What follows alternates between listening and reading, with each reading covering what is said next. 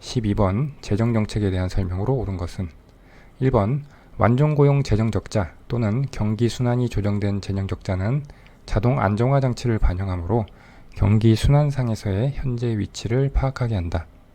완전고용 재정적자는 경제가 완전고용 상태일 때 나타날 가상적인 재정적자 규모를 의미합니다. 즉, 정부가 정부 지출을 하고 이것에서 세금을 뺀 이것이 정부의 재정 수지인데 이 규모를 경제가 완전고용 상태일 때 얼마나 될 것인지를 측정하는 개념이 완전고용 재정적자가 되겠습니다. 그래서 재정 수입, 조세와 재정 지출, 이 G의 반응함수를 추정해서 이를 이용해서 국민 총생산 GDP가 완전고용 수준에 있을 경우에 값을 계산해서 추정하게 됩니다. 이것은 경기 변동과 관계없이 발생하는 구조적인 재정적자에 해당합니다. 따라서 이 보기 1번에서 보면 경기 순환상에서의 현재 위치를 파악하게 한다고 했는데 이것이 틀린 보기가 되겠습니다. 경기 변동과 관계없이 발생하는 구조적 수준의 재정적자를 측정하는 개념이기 때문에 경기 순환상에서의 현재 위치를 파악하는 것과는 관계가 없습니다. 다음 2번입니다. 조세의 사회적 비용이 조세의 크기에 따라 체증적으로 증가할 때는 균형 예산을 준칙으로 하고 법제화하여야 한다. 보기를 보기 위해서 조세의 평탄화, 텍스 스무딩이라는 그 개념을 알아야 됩니다. 이것은 이 보기 3번에 리카도 대등 정리를 제시한 로버트 베로 교수가 주장한 내용입니다. 일시적인 재종 소요를 조달하기 위해 세율을 그때그때 인상하는 것보다 국채를 발행해서 세율을 상대적으로 안정화시킬 때 조세의 사회적 비용을 최소화할 수 있다라는 주장입니다. 그래서 이 그래프를 보면 이 조세가 증감에 따라서 이 보기 2번에 있는 대로 조세의 사회적 비용, 조세로 인한 왜곡이 체증적으로 증가하는 모습을 보여주고 있습니다. 자, 이렇게 조세의 사회적 비용이 조세가 커짐에 따라서 체증적으로 증가할 때 두 기간을 가정해서 세금을 걷는 방식에 따라서 사회적 비용이 어떻게 되는지를 보겠습니다. 첫 번째 경우는 1기에 T1만큼 조세를 걷고 2기에 T2만큼 조세를 걷는 경우인데 이 경우 1기의 사회적 비용은 D1이고 2기의 사회적 비용은 D4인데 이것을 평균하면 D3가 됩니다. 그리고 두 번째 경우는 1기와 2기의 이 T1과 T2의 평균만큼 걷는 것입니다.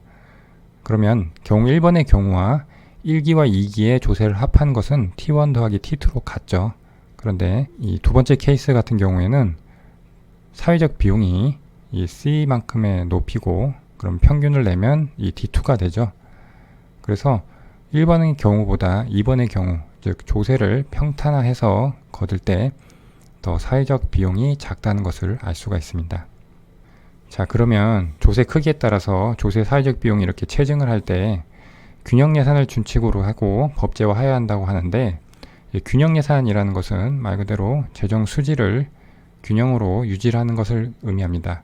그래서 호황기에는 조세가 많이 거치니까 세율을 낮추고 불황기에는 조세가 덜 거치니까 세율을 높이는 방식으로 예산을 운영하는 것을 균형 예산 준칙이라고 하는데 즉 그 이야기는 호황 때는 세율을 낮춰서 걷고 불황 때는 세율을 높여서 걷는 경우 같아서 1번 경우처럼 세율을 책정해서 걷는 것을 의미합니다. 그런데 이렇게 되면 방금 비교를 했지만 2번 케이스 평균적인 수준의 세율로 걷는 것보다 사회적 비용이 더 커지죠. 따라서 2번은 틀린 보기가 되겠습니다.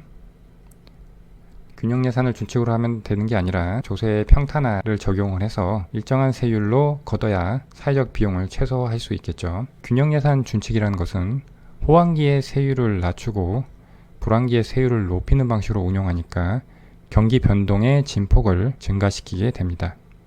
이것은 이제 리카도 대등 정리의 내용인데 문제 푸는데 필요한 부분만 살펴보겠습니다. 리카도 대등 정리는 정부 지출 규모가 일정할 경우 정부 지출의 재원을 조세로 충당하거나 아니면 국채 발행을 통한 부채로 충당하는 경우에 경제적 효과가 동등하다는 이론으로 다음과 같은 가정에 근거하고 있습니다. 저축과 차입이 자유롭고 저축이자율과 차입이자율이 같은 완전 자본시장의 가정, 그리고 경제활동 인구의 증가율이 0%여야 되고, 세 번째, 합리적이고 미래지향적인 소비자를 가정하고, 네 번째, 정부 지출 수준이 일정해야 합니다. 그리고 아래에 정부와 소비자 예산 제약이 있는데 이 기간을 가정해서 설명을 해보겠습니다. 정부는 1기의 세금과 2기의 세금을 걷어서 1기와 2기에 지출을 하게 되는데, 지금 이것은 이자율을 통해서 2기의 변수들을 1기로 현재 가치화해서 설정을 한 것입니다. 마찬가지로 소비자도 1기와 2기의 가처분 소득을 예산 제약으로 해서 소비를 하게 됩니다. 그런데 정부가 1기의 조세를 줄이고 국채 발행을 늘려서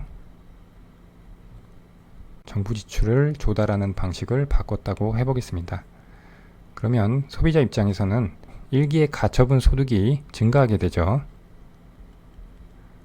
그런데 합리적이고 미래지향적인 소비자는 정부가 지출 수준이 일정하다는 것을 알고 있으니까 1기에 감면해준 세금이 2기에 정부가 이 국채를 상환을 할 때 세금으로 걷어서 상환할 것이라는 것을 알고 있습니다. 따라서 1기의 세금이 줄어들어도 소비자는 소비를 늘리기보다는 저축을 늘려서 2기에 증가할 이 세수에 대해 대비하게 됩니다. 즉, 정부가 정부 지출 재원을 조세에서 부채로 바꿔도 민간 소비에 영향을 줄 수 없는 현상이 발생하고, 이것이 리카도의 대등 정리가 되겠습니다. 이때 민간은 1기에 발행한 정부의 국채를 보유하게 되는데, 이것을 자신의 순자산으로 생각하는 것이 아니라 결국 이것은 2기에 세수로 반납을 해야 되는 것으로 예상하기 때문에 이것은 민간 부문의 순자산이 되지 못합니다. 그래서 이 보기 3번에 순자산이 된다라는 것이 틀린 것이 되겠습니다. 이제 4번을 보겠습니다.